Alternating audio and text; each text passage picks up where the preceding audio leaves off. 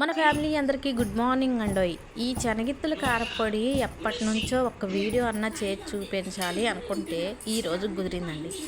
ఈ శనగిత్తల కారప్పొడి పూరీకి, చపాతీకి, ఇడ్లీకి, దోశలకి అస్సలు సూపర్ అంటే సూపర్ ఉంటుంది. ఇక అన్నంలోకి అనుకోండి, వేరే కూరలు ఏం అవసరం లే, కారప్పొడి ఒక్కటి ఉంటే చాలు.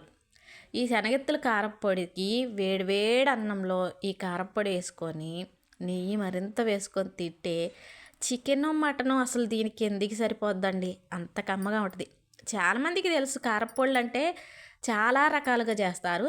నేను చేసే కారప్పొడిలో ఒకటైతే శనగిత్తనాల కారప్పొడి. ఈ కారప్పొడి చేసే విధానాన్ని లాంగ్ వీడియోలో చూపిస్తాను, చూసి మీకు నచ్చినట్టయితేనే లైక్ కొట్టండి అబ్బా.